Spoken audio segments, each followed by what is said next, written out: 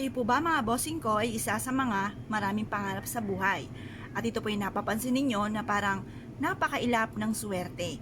Or kaya po ay masipag po kayong tao pero parang hindi naman po natutupad ang mga pangarap po ninyo. Lalo-lalo na kung ang pangarap po ninyo ay tungkol sa usapin ng pera. Yung bang napakahirap or napakaganit sa inyo ng swerte na parang humihigit ka ng asa lungga para lang ikaw ay swertehin or magkapera. Ngayon po mga bossing, ako po yung may share sa inyo para mas maging magaan ang daloy ng swerte at ang mga kamalasan ninyo ay mawala na sa buhay po ninyo.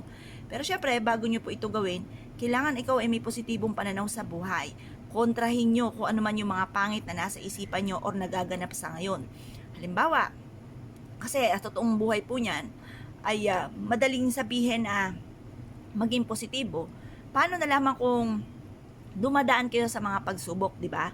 Nakaka-relate po ako dyan. Kaya lang po mga bossing, masasabi ko lamang po sa inyo, kapag minintain nyo ang mga negative na nagaganap po sa inyo, na walang pera, yung mga ganon, na kayo ay may karamdaman, lalong lalala po yan at lalo kayo mawawalan ng pera. Kaya instead na iyan po ang nasa isipan nyo, sabihin nyo po sa sarili nyo, magkakaroon ako ng maraming pera, malalampasan ko to, kaya ko to. Yung mga ganon mga bossing, at malalampasan nyo nga po yan. Mararamdaman nyo na mas magiging magaan ang daloy ng swerte po sa inyo. At kung ano man ang mga pagsubok nyo pinagdadaanan, ay kaagad nyo itong pagdadaanan at hindi nyo po ito tatambayan. Proven po ito na napakaswerte mga bossing. Masasabi ko lamang kung kayo po ay naniniwala at nais po itong gawin, wag na po kayo magpatumpik-tumpik pa, subukan nyo po ito. Ganito po ang paggawa. Ako po ay lagi ko pong sinishare, mainam sa may liwanag ng sinag ng araw. Sa umaga nyo po ito gagawin para hindi masyado masanteng, masakit sa balat at parang tunay na sobrang swerte dumating po sa inyo. Gawin nyo po ito ng 6:30 or kaya po ay alas 7.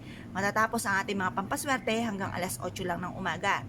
Kumuha po kayo ng isang pouch or isang unton. Gumawa po kayo at kayo po ay humarap sa may silangan. Manalangin ng taimtim at i-wish nyo po na sa pamamagitan nito kayo po isuswerte na. Puro swerte ang darating, walang kamalasan na darating po sa inyo. Ngayon po mga bossing, kung kayo po naniniwala, mag-wish na po kayo ng halimbawa ay ganito, walang gamit na sana. Magkakaroon ako ng napakaraming pera at lahat ng mga pangarap ko ay matutupad. Mabibili ko lahat ang aking mga pangangailangan at kailanman na hindi na ako mamumblema tungkol sa usapin ng pera.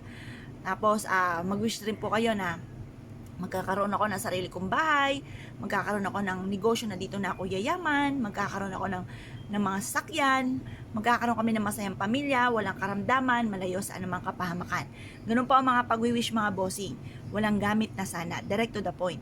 Pagtapos na po kayo mag-wish mga bossing ko, ilagay nyo po ito sa isang pouch or kaya sa isang ziplock, sa isang plastic, ilagay sa bulsa or ilagay sa inyo pong bag, bitbitin kahit saan kayo magtungo at susundan naman kayo ng kaswertihan.